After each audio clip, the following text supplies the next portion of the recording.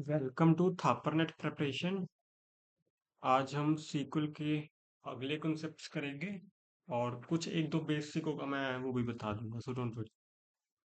सबसे पहले कॉन्सेप्ट रह गया था कमेंट्स का।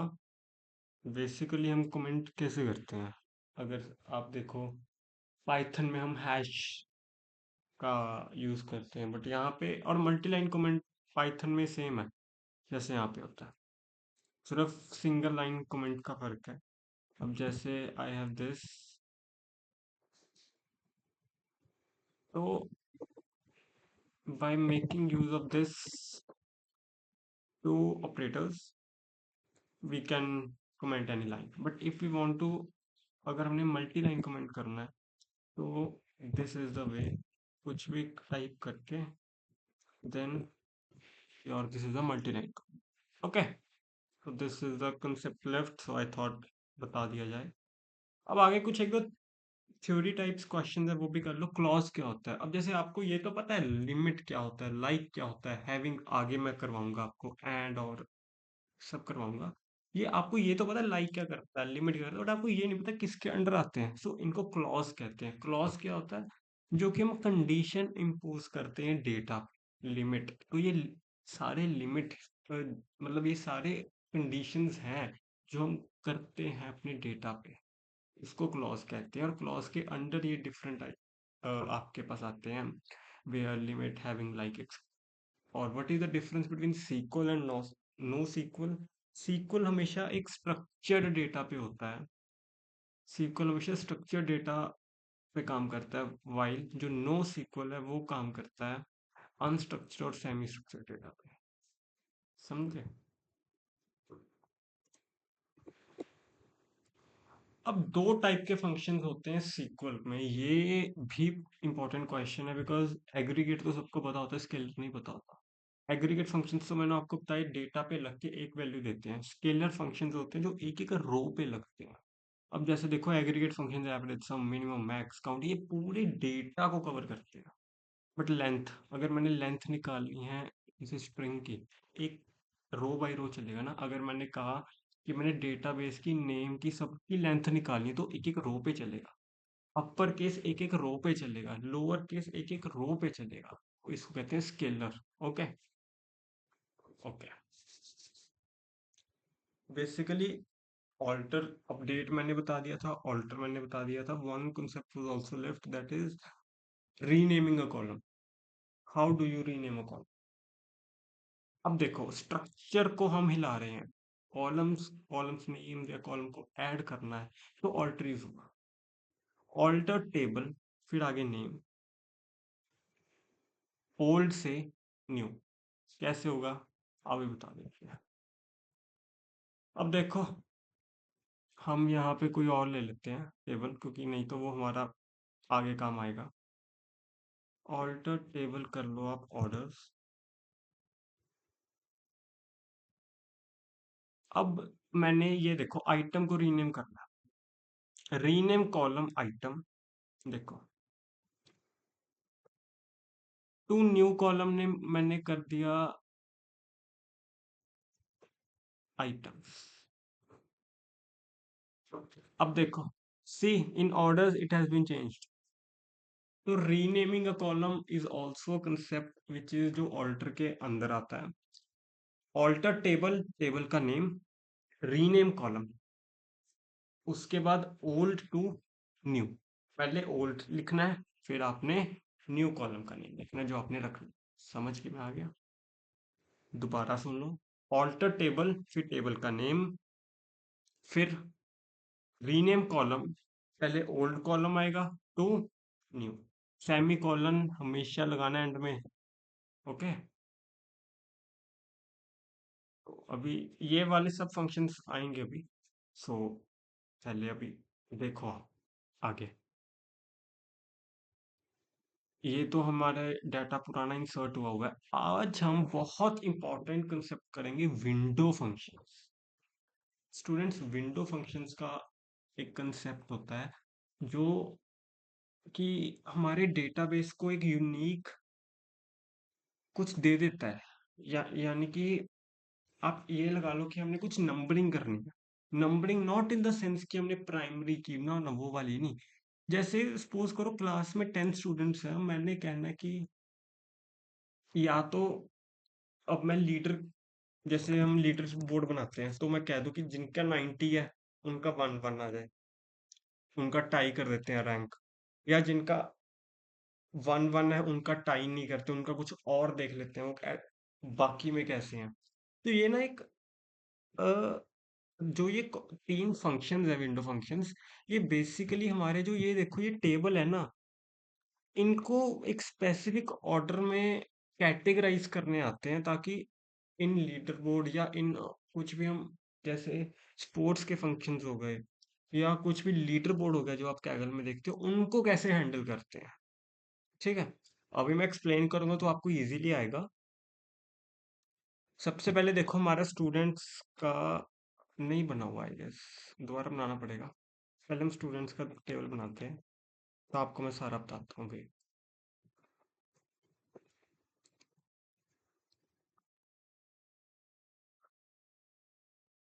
ये तो मतलब रिसेंटली पूछे गए क्वेश्चंस हैं जो मैंने आपको ये वाला बताया। विंडो फंक्शंस बहुत रिसेंटली पूछा गया, बिलीव मी गाइस, करके चले जाना। अब देखो मैं बताऊंगा आपको रो नंबर। रो नंबर क्या होता है, ये ना यूनिक सीक्वेंशियल नंबर्स होते हैं, 1 2 3 4 5 6 7 8, ये ऐसे ऐसे चलते जाएंगे। ठीक है, अब ये आप ऐसा लगा लो कि अगर हमारे पास एक ऐसी सिचुएशन है जैसे कि 10 स्टूडेंट्स हैं इन क्लास और उनके सारे के नंबर्स हमने कैटेगराइज कर दिए, जैसे डिसेंडिंग ऑर्डर है, 90, 80, 70, और 90 वाले को दे दिया फर्स्ट रो नंबर, 80 वाले को दे दिया सेकंड। मैं आपको अभी बताता हूँ, पहले मैं क्वेरी चिल्ला दूँ फिर आपको क्वेरी एक्सप्लेन करता हूँ। अब देखो, ये देखो, 1 2 3 4 5, ये इसने क्या कर दिया, सेम चला दिया। अब ये देखो यहाँ पे 90 है और यहाँ पे भी 90, फर्स्ट वाले को भी 90, अमन का भी 90 है और सारा का भी 90 है, बट अमन को फर्स्ट दे दिया और सारा को सेकंड। बट अगर हमने कोई लीडर बोर्ड निकालना है, वहां पे ये नहीं चल पाएगा, ये वहां पे चल पाएगा जहां पे आपकी ऑल कॉलम जो है वो बहुत यूनिक है। ठीक है, अगर हमने सपोज करो कुछ वार्ड्स देने हैं, तो हम ऐसा थोड़ी कहेंगे कि अमन फर्स्ट है और सारा सेकंड है, no, they both have same marks. तो रो नंबर बेसिकली वहां पे लगता है जहां पे आपका कॉलम बहुत यूनिक है और वहां पे डुप्लीकेट्स है ही नहीं, मतलब इतना आपका कॉलम यूनिक है। ठीक है, क्वेरी आपको एक्सप्लेन करता हूँ। Select name and marks, name and marks दिखे आपको। रो नंबर एक फंक्शन है इनबिल्ट एसक्यूएल का। ओवर, ओवर का मतलब ये फंक्शन इस डेटा पे लगेगा। ओवर का मतलब रो नंबर जो है वो इस फंक्शन, इस डेटा पे लगेगा। जो रो नंबर है आपका ये वाला, ये इस डेटा पे लगेगा, तो हमने ओवर यूज किया। Order by marks, descending order, हमने ये डिसाइड करना है कि मार्क्स को कोई भी आप ले सकते हो, मार्क्स ले जाओ। और आप क्या कर सकते हो, मार्क्स की जगह ग्रेड्स होंगे, आप ग्रेड्स को कर सकते हो। ठीक है, आप इसके अलावा स्टूडेंट के नेम्स पे कर सकते हो, मतलब किसी पे भी कर सकते हो। मार्क्स कुछ ज्यादा रेलिवेंट था तो हम मार्क्स पे ही करेंगे, जैसे हमने रिजल्ट निकालना है। अगर हमारे पास कोई और डेटा होता, जैसे हम प्राइस पे भी कर सकते थे अगर हमारे पास सेल्स का डेटा होता। ठीक है, एज का मतलब कॉलम का नेम क्या डले, जो न्यू आएगा, ये रहा। From students table name, query समझ में आ गई। Select name marks, row number, over, फिर ब्रैकेट में आप लगाओ कि किस ऑर्डर में आपने डेटा रखना है। Order by marks, descending order, as row num from students. तो आपके पास ये टेबल आ गया जहां पे आपकी काउंटिंग आ गई, डिस्पाइट द फैक्ट कि अमन और सारा के सेम मार्क्स है। तो ये हमेशा यूनिकली पे लगता है, तो यहाँ पे तो नहीं लग सकता, बिकॉज ऐसा नहीं हो सकता। ये तो हमने एग्जाम्पल ली। वो कॉलम पे लगेगा जो बहुत यूनिक है, ताकि टाई में भी ऐसा ना हो कि टाई ना हो सके। अब आगे देखो, रैंक सेम है, सेम क्वेरी, सिर्फ फर्क क्या है, हमने रो नंबर की जगह पे रैंक लिखा। अब देखो रैंक क्या करता है। रैंक ने दोनों को 1 दे दिया, रैंक ने 90 और 90 दोनों को 1 दे दिया, बट 85 को 3 दिया है। वो स्किप कर गया अगला। समझे मैं क्या कह रहा हूँ? अब जैसे 1, और यहाँ पे तो 2 आना चाहिए था ना, बट यहाँ पे 1 1 डाल के वो 2 स्किप कर रहा है। अब जैसे देखो 3, यहाँ पे 4 आना था, बट यहाँ पे टाई हो गया, तो इसने 3 लगा दिया यहाँ पे और 4 स्किप कर दिया। ये हो रहा है रैंक। ठीक है। अब आगे आता है डेंस रैंक। ये बेसिकली रिजल्ट्स में बहुत यूज होगा। डेंस रैंक सेम करना है आपने, मतलब फंक्शन का नेम ही बदलना है। ये देखो, ओ सॉरी, फ्रॉम स्टूडेंट्स भी आएगा। अब देखो डेंस रैंक क्या करता है, डेंस रैंक स्किप नहीं करता। देखो इसको 1 1 दे दिया, इसको 2 2 दे दिया, जिनका टाई था। बस ये टाई वाले का स्किप नहीं करता। बहुत इंपॉर्टेंट कंसेप्ट है स्टूडेंट्स, प्लीज लिसन केयरफुली। यहाँ पे आपको बता देता हूँ दोबारा, जैसे ये हमारे पास एक मेरे, ये देखो, ये मैंने एक समरी टेबल दी। ऐसा कंटेंट बेटा मैं दोबारा कह रहा हूँ कहीं नहीं मिलेगा आपको। So make sure like share and subscribe. अब देखो रो नंबर क्या करता है, 1 2 3 4, इसने सीक्वेंसली दी जाना, इसका कोई मतलब नहीं। रैंक क्या करता है, जहां पे तो टाई है वहां पे सेम नंबर दे दिया, 1 और 1। ठीक है। और अगला नंबर स्किप कर दिया, 2 स्किप हो गया। ठीक है। 3 और 3 कर दिया, 4 स्किप कर दिया। ठीक है।